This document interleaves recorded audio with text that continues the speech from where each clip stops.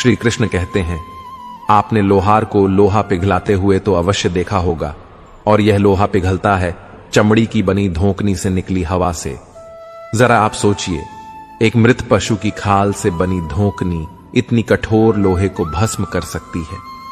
ठीक उसी प्रकार आप चाहे जितने भी शक्तिशाली क्यों ना हो, यदि आपने किसी निर्दोष, किसी निर्बल को सताया, तो उसके मन से निकली हाय और उसका श्राप आपके जीवन को भस्म कर सकता है। लोग कहते हैं, आप जिंदगी में कभी अकेले खुश नहीं रह सकते। ऐसा बिल्कुल नहीं है।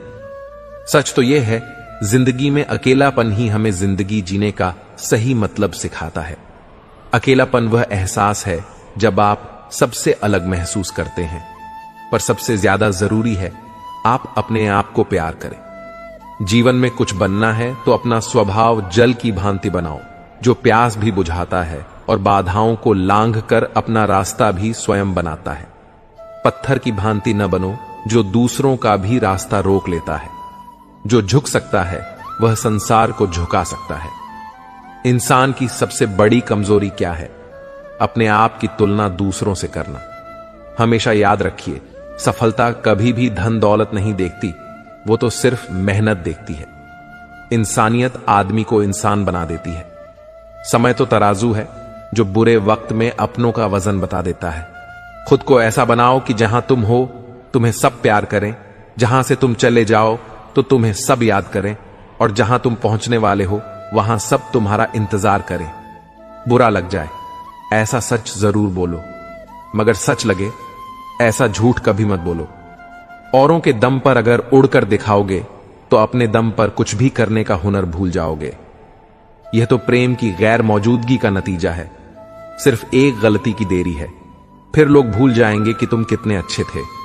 लगन हर मुश्किल को आसान बना देती है। उम्मीद एक उपहार है। जब लोग आपसे कुछ उम्मीद करते हैं, इसका मतलब यह है कि आपने उन्हें आप पर विश्वास करने के कारण दी। जो कुछ भी तुम्हारे भाग्य में लिखा है वह अवश्य ही उचित समय पर मिलेगा। तुम क्यों परेशान होते हो? जो भाग्य में नहीं है वह कभी नहीं मिलेगा। तुम व्यर्थ ही प्रयास कर रहे हो। जो मिला है उसे उचित तरीके से बिना फल की कामना किए करो। जो भक्ति भाव से कर्म करता है जन्म सफल होता है, और जो अपने मन तथा इंद्रियों को वश में रखता है वह सभी को प्रिय होता है, और सभी लोग उसे प्रिय होते हैं।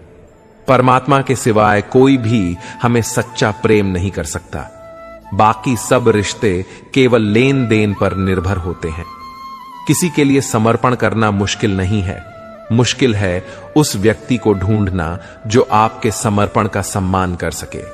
श्री कृष्ण कहते हैं, द्वंद्व दो मनुष्यों के मध्य होता है, परंतु विजय सदैव एक ही मनुष्य को मिलती है। जबकि समान रूप से दोनों शक्तिशाली होते हैं और दोनों व्यक्ति समान ज्ञान प्राप्त कर सकते हैं, लेकिन सफलता एक ही को मिलती है। इसका कारण क्या है?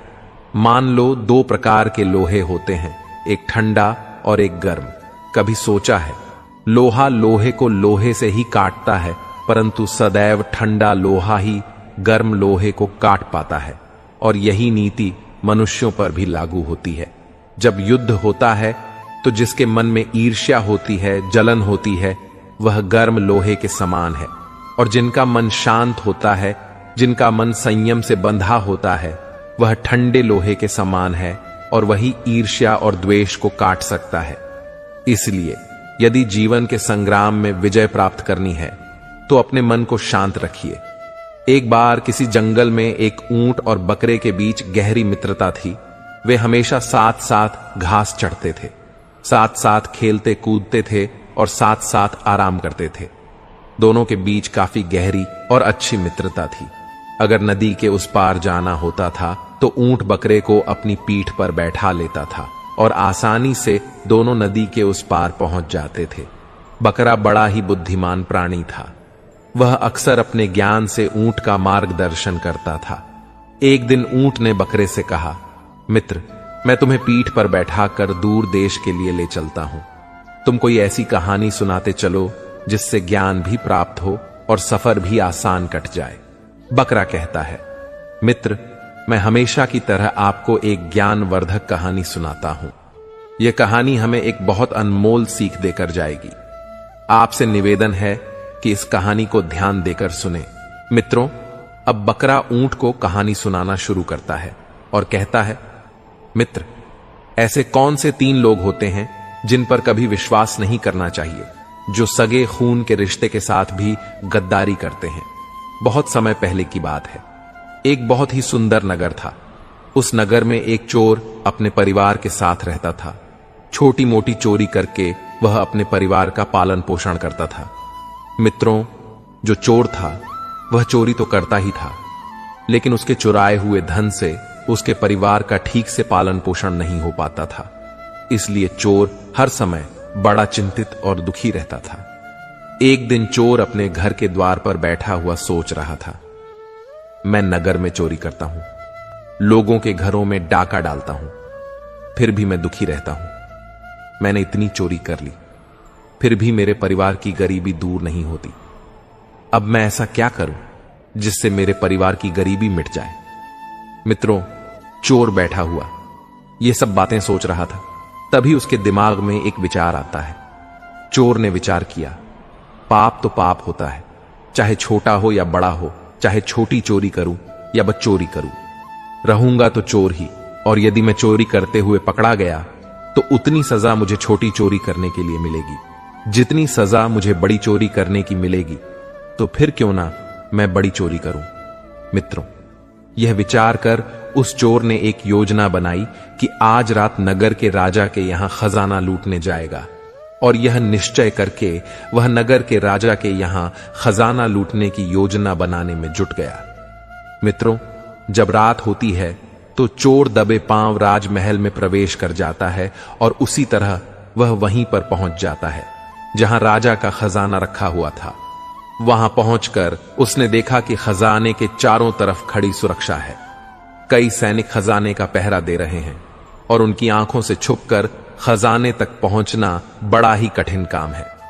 इतनी कड़ी सुरक्षा है, इस सुरक्षा घेरे को तोड़कर खजाने तक पहुंचना कोई आसान काम नहीं था। यदि किसी सैनिक की नजर चोर पर पड़ गई तो तुरंत ही वह उसे मौत के घाट उतार देगा। आज उन सैनिकों को देखकर चोर को सैनिक के रूप में अपना काल नजर आ रहा था। उन्हें देखकर ऐसा प्रतीत हो रहा था जैसे खजाने के चारों तरफ साक्षात यमराज पहरा दे रहे हो। चोर सोचने लगा, अगर मैंने चोरी करने की कोशिश की तो आज मैं जीवित नहीं बूंगा। मित्रों, यह सोचकर चोर ने चोरी का विचार त्याग दिया और उल्टे पांव ही वापस लौटने लगा। अभी कुछ दूर ही गया था कि उसके मन में दूसरा विचार आया। सोचने लगा, मैं इतनी मेहनत करके इस राजमहल के अंदर तक पहुंचा हूं और खाली हाथ ही अपने घर लौट रहा हूं। खाली हाथ लौटने से तो अच्छा है कि मैं यहां से कुछ ना कुछ तो चुरा ले जाऊं। यदि मैं यहां से खाली हाथ घर वापस लौटा तो मेरा इतनी दूर ना व्यर्थ हो जाएगा। मित्रों, यही सोचकर चोर ने अपने कदम राजा के शयन कक्ष की तरफ बढ़ा दिए। चोर ने अनुमान लगाया कि इस समय राजा तो अपनी रानी के साथ गहरी नींद में सो रहे होंगे। राजा के शयन कक्ष में जाऊंगा और राजा के वस्त्र पहन लूंगा। उन राजसी वस्त्रों को पहनकर राजा की वेशभूषा बनाकर आराम से यहां से धन चुराकर इन महलों से बाहर निकल जाऊंगा। पहरेदार को लगे कि मैं राजा हूं, इसलिए वह मेरे रास्ते में नहीं आएंगे और मेरा काम आसान हो जाएगा। मित्रों, ऐसा निश्चय करके चोर राजा के शयन कक्ष के पास पहुंच जाता है और शयन कक्ष के बाहर लगे हुए पर्दे को धीरे से हटाकर अंदर झांकने की कोशिश करता है। जैसे ही उसने पर्दे को हटाकर अंदर झांका तो अंदर का नजारा देखकर वह स्तब्ध रह गया। उसने देखा कि राजा अपने पलंग पर गहरी नींद में सोया हुआ है और उसकी रानी अर्धनग्न अवस्था में पलंग के सिरहाने बैठी हुई हैरानी को जागते हुए देखकर चोर के हाथ पैर फूल जाते हैं और चोर एक तरफ दीवार से सटकर खड़ा हो जाता है। रानी के सो जाने का इंतजार करने लगता है। कुछ समय तक तो चोर उस दीवार से सटकर ऐसे ही खड़ा रहा।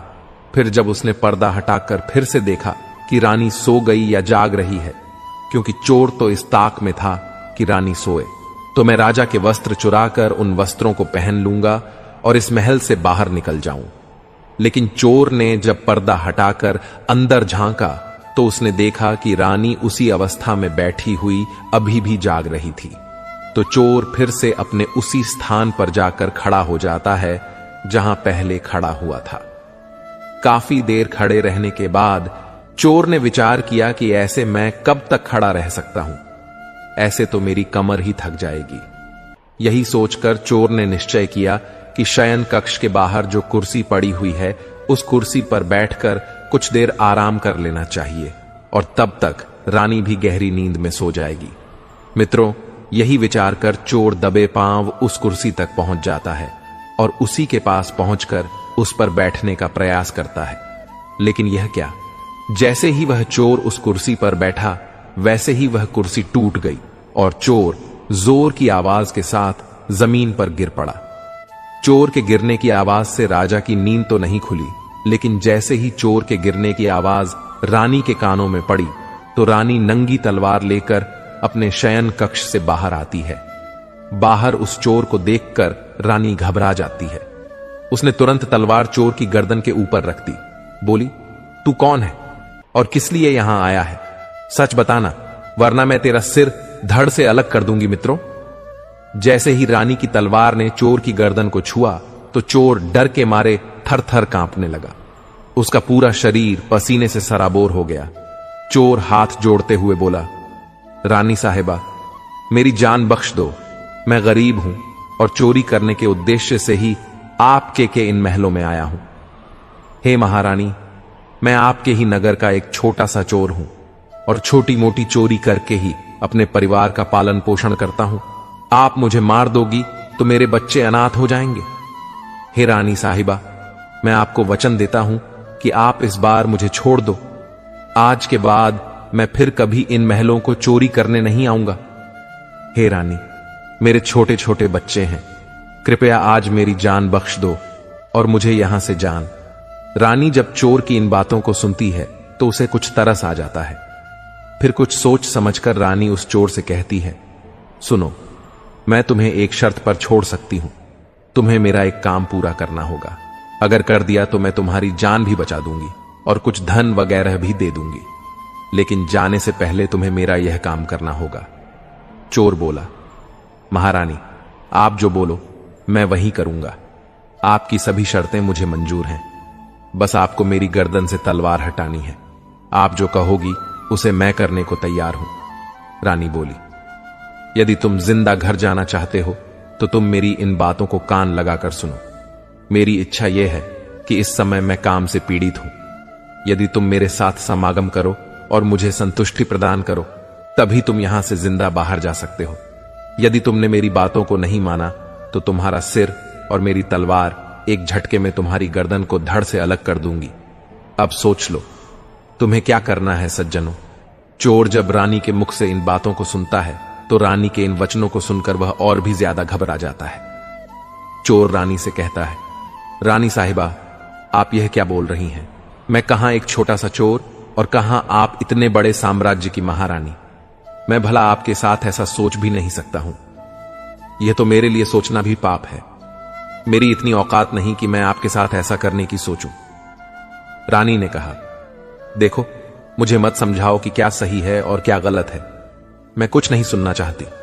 वास्तव में तुम्हें जान प्यारी है तो मैं जैसा कहती हूं तुम वैसा करो, वरना मरने के लिए तैयार हो जाओ। मित्रों, रानी का ऐसा प्रस्ताव सुनकर चोर की जान हलक में टक गई। सोचने लगा, आज तो मैं बड़ी मुसीबत में फंस गया हूं।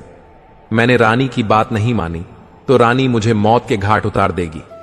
यदि मैंने रानी की बात मान भी ली तो यह बात राजा को पता चल गई तो राजा मुझे कहीं का नहीं छोड़ेगा। मित्रों, चोर बड़ी दुविधा में फंस गया। चोर सोचने लगा, अब मुझे क्या करना चाहिए? कैसे मैं इस मुसीबत से बाहर निकलूं? काफी देर सोच विचार करने के बाद जब उसे कोई राह नजर ना आई तो उसने रानी के साथ समागम करने की बात को स्वीकार कर लिया और रानी से हाथ जोड़कर बोला, रानी साहिबा, मैं आपके साथ समागम के लिए सहमत हूं, लेकिन उससे पहले मैं आपसे 5 मिनट की मोहलत चाहता हूं। मुझे बहुत जोरों की लघु शंका लग रही है। पहले आप मुझे लघु शंका से निवृत्त हो जाने दें, उसके बाद आप जैसा कहेंगी मैं वैसा करूंगा। चोर की इन बातों को सुनकर रानी ने चोर की गर्दन से तलवार हटा दी और उसी तलवार से पेशाब खाने का इशारा करते हुए बोली, देखो सामने ही पेशाब घर है, तुम जल्दी से लघु शंका से निवृत्त होकर आओ, मैं तुम्हारा यहां खड़ी इंतजार कर रही हूं। रानी की सहमति मिलते ही चोर पेशाब घर की तरफ चला गया। रानी वहीं पर खड़ी होकर उसके लौटने की प्रतीक्षा करने लगी। मित्रों, जब चोर पेशाब घर के अंदर पहुंचा तो उसने देखा कि पेशाब घर में एक झरोखा बना हुआ है। उसने अपने दिमाग का उपयोग करते हुए अंधेरे का फायदा उठाया और रानी की नजर से बचकर वहां से भाग निकला। भागते भागते जब वह द्वार पर पहुंचा तो द्वार पर पहरा दे रहे एक सैनिक ने उसे पकड़ लिया और पूछताछ करने लगा। चोर पहले से ही डरा हुआ था। उसने सैक को सारा हाल बता दिया कि वह एक चोर है और चोरी करने के इरादे से इन महलों में आया है। साथ ही उसने यह भी बता दिया कि रानी की नजर मुझ पर पड़ गई है और अब वह मेरे साथ समागम करना चाहती है। किसी तरह मैं रानी को चकमा देकर अपने घर लौट रहा था, तभी आपने मुझे पकड़ लिया। सैनिक ने कहा, तुमने राजमहलों में घुसने का दुस्साहस किया है, मैं भला तुम्हें कैसे जाने दे सकता हूं। सैनिक के आगे हाथ जोड़ते हुए चोर बोला, बाबूजी, मैं बाल बच्चों वाला गरीब आदमी हूं, कृपया करके मुझे यहां से जाने दें। आज के बाद फिर कभी मैं इन महलों की तरफ मुड़कर नहीं देखूंगा। सैनिक ने कहा, ठीक है, अगर तुम इतनी विनती कर रहे हो तो मैं तुम्हें एक मौका दे सकता हूं, लेकिन मेरी एक शर्त है। चोर बोला, ठीक है भाई, आप भी अपनी शर्त बता दीजिए। मेरी रिहाई के बदले में आप मुझसे क्या करवाना चाहते हैं? सैनिक ने कहा, सुनो भाई, यदि तुम यहां से जाना चाहते हो तो तुम्हें एक बार रानी के पास जाकर रानी से कहना होगा कि मैं तुम्हारे साथ समागम के लिए तैयार हूं, किंतु उससे पहले तुम्हें अपने हाथ से राजा को मारना होगा। यदि तुम रानी से ऐसा कहते हो तभी मैं तुम्हें यहां से जाने दूंगा, नहीं तो मैं तुम्हें अभी शोर मचाकर गिरफ्तार करवा दूंगा। मित्रों, पहरेदार की इन बातों को सुनकर चोर और भी दुविधा में फंस जाता है। चोर सोचने लगा कि वैसे तो मेरे प्राण भी बच सकते थे, परंतु अब नहीं बचेंगे। चोर सोचने लगा कि यदि रानी से मैंने यह बात कही तो रानी मेरा सिर धड़ से अलग कर देगी। अब तो चोर को चारों तरफ मौत दिखाई दे रही थी। चोर सोचने लगा कि वह ऐसी कौन सी मनहू उस घड़ी थी जो मेरे मन में इस राजमहल में चोरी करने का विचार आया। मैं यहां नहीं आता तो ही अच्छा था। पहरेदार जोर देकर कहने लगा, जल्दी बताओ, क्या सोचा है तुमने? रानी के पास जाते हो या फिर मैं शोर मचाऊं? चोर बोला, भाई तुम शोर मत मचाओ, मैं अभी रानी के पास जाता हूं और तुमने मुझसे जो बात कही है उसे मैं रानी से जाकर कहता हूं। इस प्रकार वह चोर मजबूर होकर रानी के पास जाता है और रानी के सामने वही बात रख देता है जो सैनिक ने बताई थी कि रानी साहिबा, मुझे आपके साथ संबंध बनाने में कोई ऐतराज नहीं है, लेकिन मुझे इस बात का डर है कि यदि किसी तरह महाराज की नींद टूट गई और उन्होंने हमें देख लिया तो ना आप जिंदा बचें और ना ही मैं चोर बोला। हे रानी, यदि आप मेरे साथ समागम चाहती हो तो उससे पहले आपको अपने पति का सिर काटना होगा। अगर आप मेरी इन बातों को पूरा करती हैं, मुझे आपके साथ संबंध बनाने में कोई आपत्ति नहीं है। यदि आप मेरी बातों से नाराज हैं तो मैं राजा के हाथों से मरने की अपेक्षा आपके हाथों मरना उचित समझूंगा। चाहो तो आप मुझे मार सकती हैं।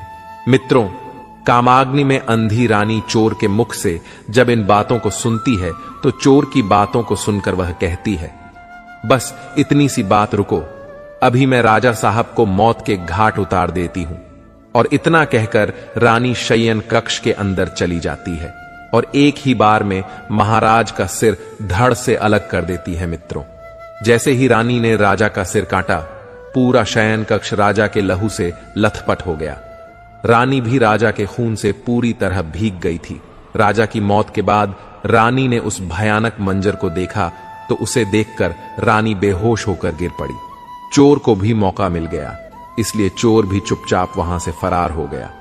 इधर जब अगला दिन हुआ तो अगले दिन की सुबह जब राज कर्मचारियों ने देखा कि राजा के शयन कक्ष में राजा की सिर कटी लाश पड़ी है और राजा के पास उनकी रानी बेहोश पड़ी है, तो इस नजारे को देखकर राजमहल में शोर मच गया कि कोई राजा साहब को मार गया है। मगर राजा साहब को मारने वाला कौन था, इस बात का किसी को कुछ पता नहीं चल पाया। लोग बड़े आश्चर्यचकित थे कि इतना कड़ा पहरा होने के बाद भी भला राजा साहब को कौन मार गया। रानी भी दहाड़े मार मार कर रो रही थी, उसका भी बुरा हाल था। राज कर्मचारियों ने काफी तलाश किया, लेकिन किसी को यह पता नहीं चला कि राजा साहब को किसने मारा है। मित्रों, इस रहस्य को पूरे राज्य महल में एक सैनिक ही जानता था, जो कल रात उस चोर से मिला था। उसे पक्का यकीन था कि रानी और चोर में से किसी एक ने ही राजा को मारा है, परंतु उसने इस बात की चर्चा किसी से नहीं की, क्योंकि उसे ऐसा लगता था कि मैंने यदि किसी को इस बारे में बताया तो कोई भी मेरी बातों पर यकीन नहीं करेगा, उल्टा मुझे ही दोषी ठहराया जाएगा। यही सोचकर उसने अपना मुंह बंद रखा। और दूसरा कारण भी था कि जब सभी लोग राजा के अंतिम संस्कार की तैयारियां कर रहे थे, उसी समय रानी ने घोषणा कर दी थी कि वह अपने पति के साथ सती होना चाहती है। जब लोगों ने सुना कि रानी अपने पति के साथ सती होना चाहती है, तो इस घोषणा से उनके भी मुंह बंद हो गए, जो दबे छुपे रानी पर संदेह जता रहे थे, क्योंकि रानी अगर राजा साहब की हत्या करती तो फिर वह राजा साहब के साथ सती क्यों होती। मित्रों, जब राजा के अंतिम संस्कार की तैयारियां पूरी हो गईं, तो राजा के मृत शरीर को शमशान घाट ले जाया गया। शमशान घाट जाकर राजा के अंतिम संस्कार के लिए चिता चुनी गई। रानी भी अपने पति के साथ चिता पर जाकर बैठ गई। सब नगरवासी बारी बारी से चिता पर लकड़ी लगाते जा रहे थे और राजा रानी को प्रणाम करते हुए आगे बढ़ते जा रहे थे। सभी लोगों की जुबान पर एक ही बात थी कि रानी अपने पति से बहुत प्यार करती है, इसलिए जिंदा ही अपने पति के साथ सती होने जा रही है।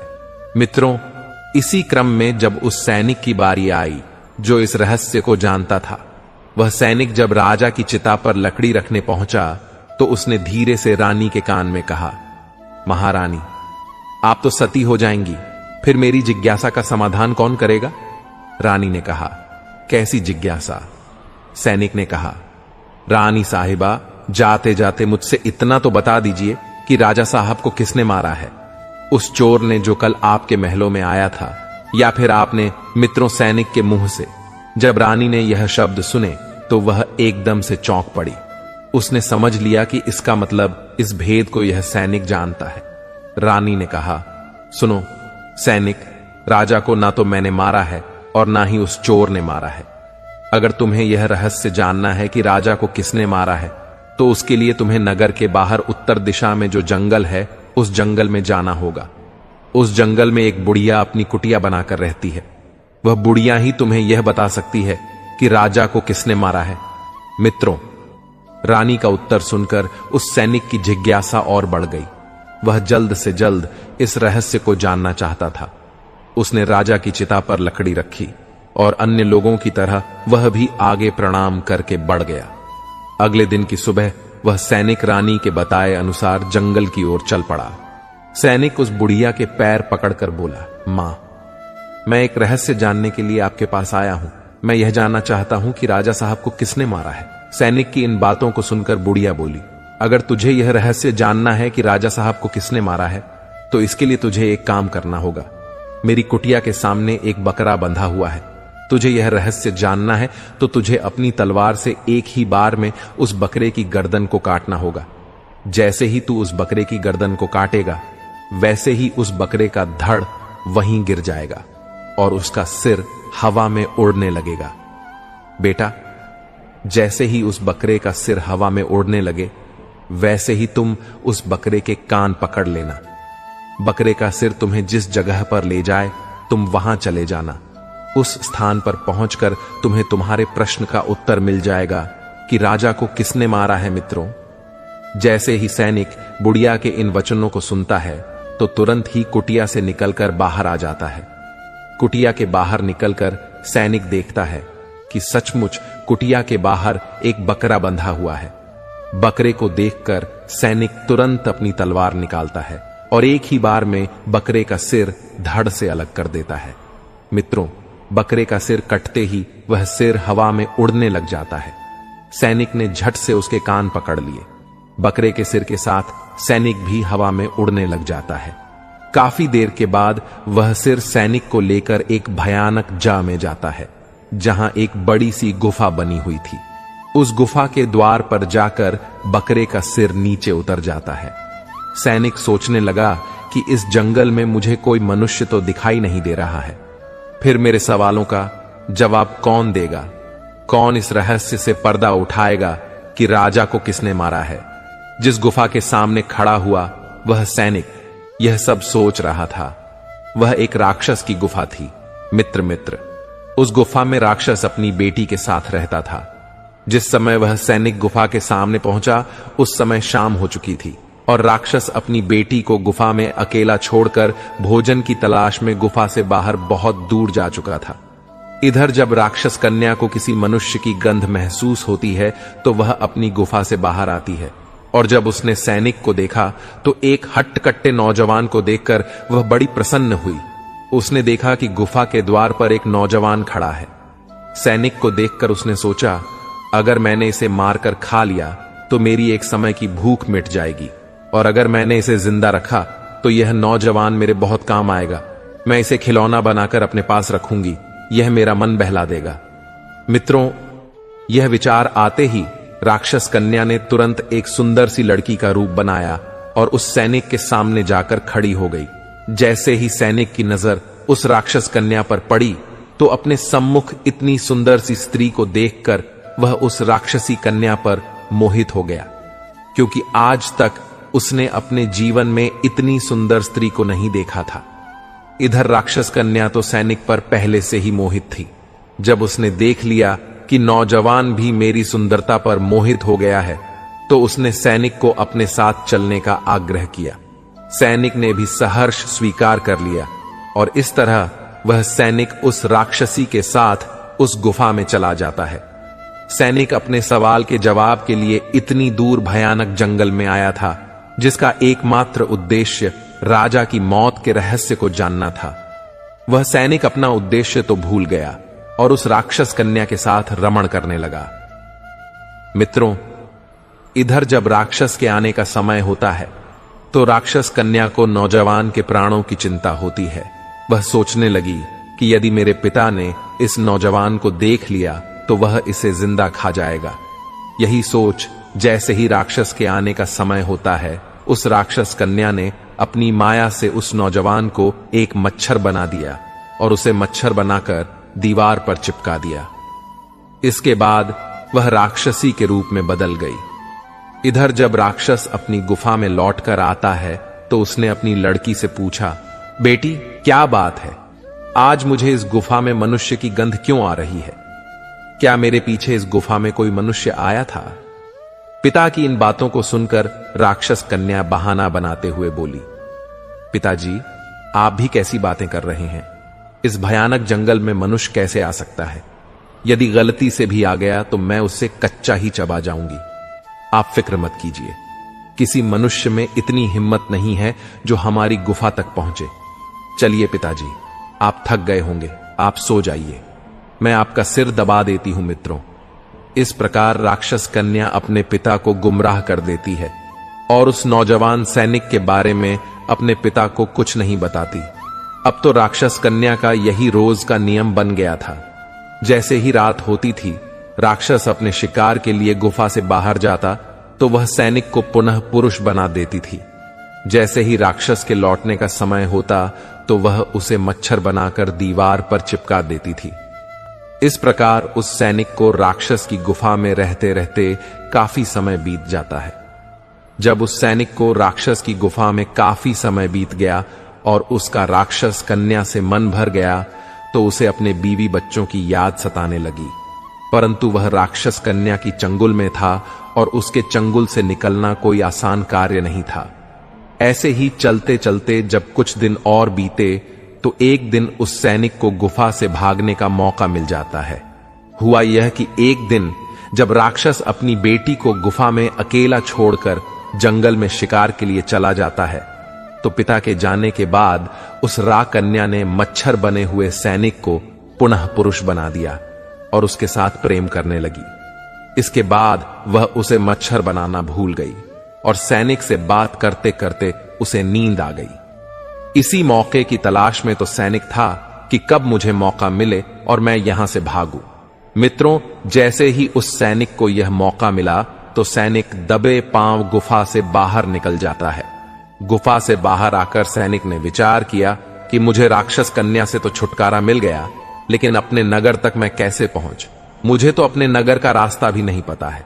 फिर भी सैनिक ने हार नहीं मानी। उसने ईश्वर का नाम लिया और एक दिशा की ओर दौड़ लगा दी। कई दिनों तक भागने दौड़ने के बाद आखिर वह अपने नगर पहुंच जाता है। जब वह अपने नगर में पहुंचा और अपने परिवारजनों से मिला, अपनी बीवी बच्चों से मिला, तो उनसे मिलकर उसे बड़ा अच्छा लगा। अपने परिवार से मिलते हुए सैनिक सोच रहा था कि अच्छा हुआ जो उस राक्षस कन्या की आंख लग गई और मैं भाग आया। यदि मुझे यह मौका नहीं मिलता तो ना जाने कब तक वह मुझे अपने पास मच्छर मक्खी बनाकर रखती। भगवान का लाख लाख शुक्र है जो मुझे यह मौका मिल गया। मित्रों, इस प्रकार उस सैनिक को अपने घर आए हुए भी काफी दिन बीत जाते हैं। जब काफी समय उसने अपने घर पर बिता लिया तो उसे फिर से राक्षस कन्या की याद सताने लगती है। सैनिक सोचने लगा, कितनी सुंदर थी वह स्त्री, मेरा कितना ख्याल रखती थी। मुझे इस तरह से उसे अकेला छोड़कर नहीं आना चाहिए था। उसने मेरा कितना ख्याल रखा, मुझे इतना प्यार दिया, और मैंने उसके साथ में क्या किया? आते समय में उससे मिला तक नहीं। मुझे इस तरह उसे छोड़कर नहीं आना चाहिए था। मित्रों, जब यह ख्याल सैनिक के मन में आता है तो उसकी बेचैनी बढ़ने लगती है। अब तो वह रात दिन उसके ख्यालों में खोया रहता था। अब तो उसे ना रोटी अच्छी लगती थी ना पानी, सारे दिन उसी के बारे में सोचता रहता था। जब उसकी बेचैनी बढ़ने लगी तो सैनिक उस राक्षस कन्या से मिलने के लिए छटपटा नहीं लग गया और उसने निश्चय किया कि चाहे कुछ भी हो जाए, लेकिन एक बार वह उस कन्या से मिलकर जरूर आए। यह निश्चय करके सैनिक उस बुढ़िया के पास में पहुंच जाता है और उस बुढ़िया से हाथ जोड़कर कहता है, मां जी, जिस स्थान पर आपने मुझे पहले भेजा था उसी स्थान पर मैं दोबारा से जाना चाहता हूं। बुढ़िया ने जब सैनिक को देखा तो वह बुढ़िया सैनिक को देखकर पहचान गई कि यह वही सैनिक है जो कुछ दिन पहले मेरे पास राजा के हत्यारे का पता लगाने के लिए आया था। बुढ़िया बोली, बेटा, जिस काम के लिए मैंने तुम्हें उस जंगल में भेजा था, क्या तुम्हारा काम अभी पूरा हुआ या नहीं? सैनिक बोला, मां, छोड़िए उन बातों को। मुझे उन बातों से क्या लेना देना कि राजा को किसने मारा। मैं तो उससे भी ज्यादा जरूरी कार्य के लिए आपके पास आया हूं। मां जी, बस एक बार आप मुझ पर कृपा कर दो और मुझे उस स्थान पर पहुंचा दो। बस मैं एक बार उस ऐसन पर जाना चाहता हूं। मित्रों, अब तो सैनिक उस बात को भूल चुका था कि मैं पहली बार इस बुढ़िया के पास में क्यों आया था। अब तो सैनिक को केवल उस राक्षस कन्या से मिलना था। उसके अंदर उस कन्या से मिलने के लिए बेचैनी बढ़ती जा रही थी। वह बार बार बुढ़िया से उस स्थान पर पहुंचाने की मिन्नत कर रहा था। सैनिक की इस बेचैनी को देखकर बुढ़िया समझ गई कि यह सैनिक काम के वशीभूत है।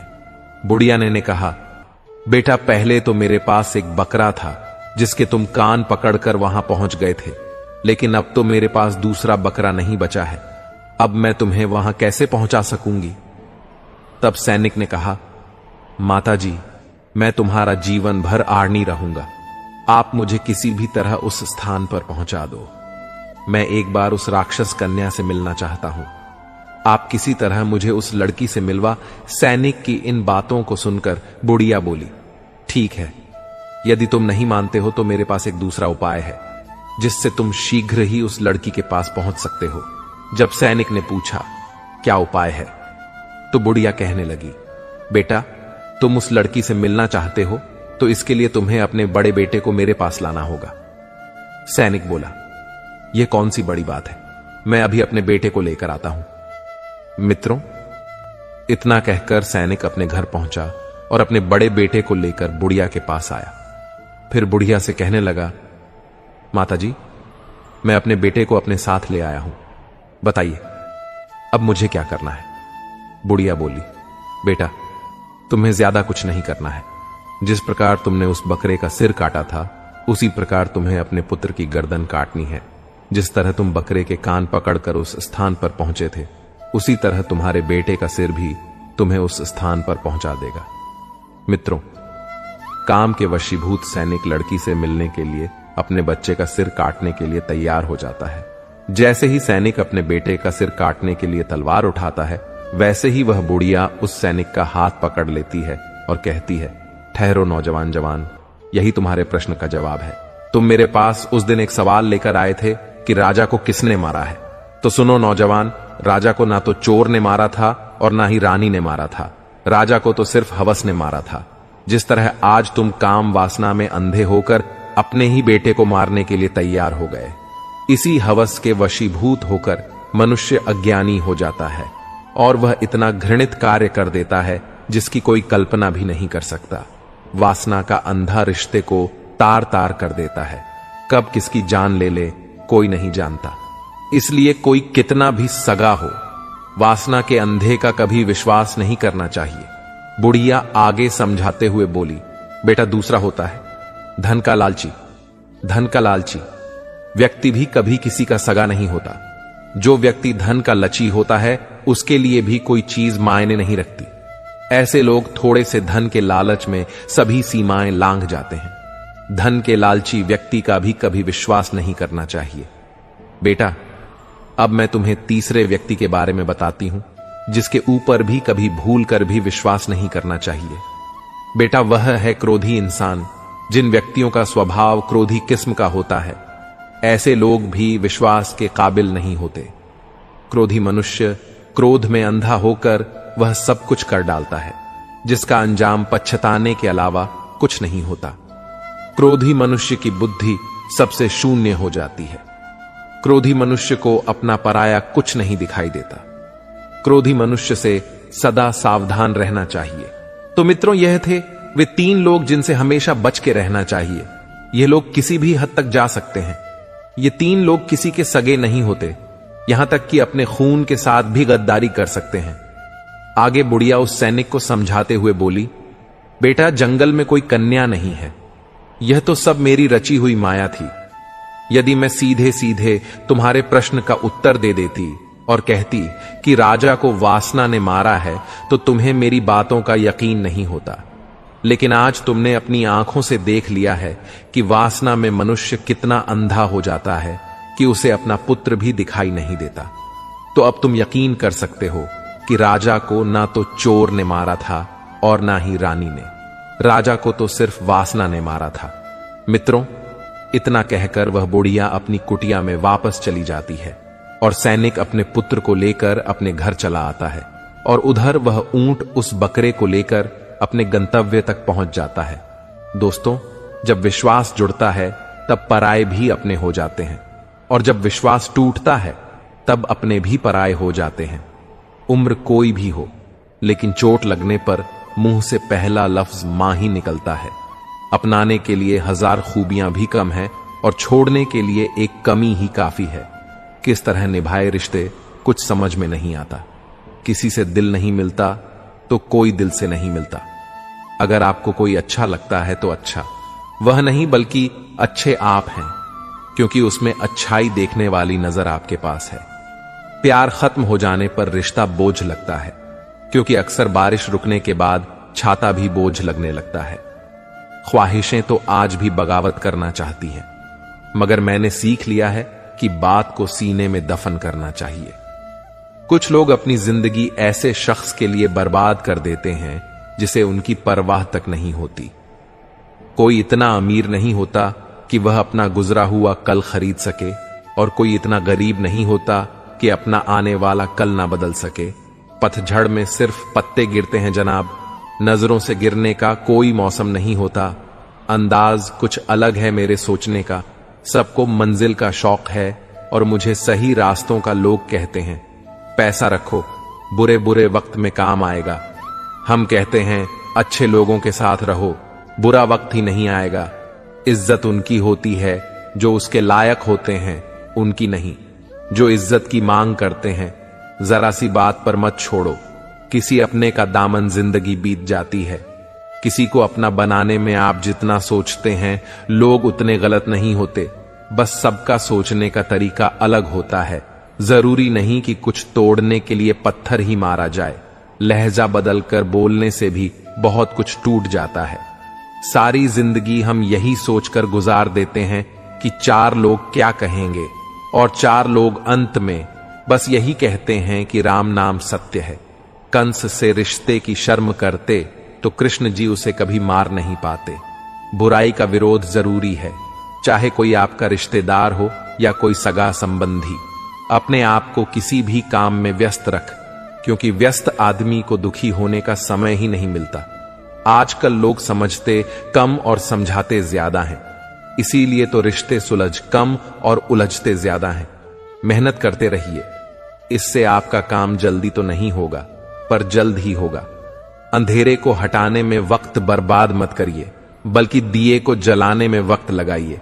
दूसरों को नीचा दिखाने में नहीं, खुद को ऊंचा उठाने में वक्त लगाइए। ठहर जाने का मतलब भी अंत है और चलते रहने का मतलब अनंत है। जिंदगी की सच्चाई यही है कि ठोकर लगने पर ही इंसान चलना सीखता है। उम्मीद कभी नहीं छोड़नी चाहिए। क्या पता आने वाला दिन आज से बेहतर हो। कड़वा है मगर सच है। जनाब, अपने कब पराए और पराए अपने कब बन जाते हैं।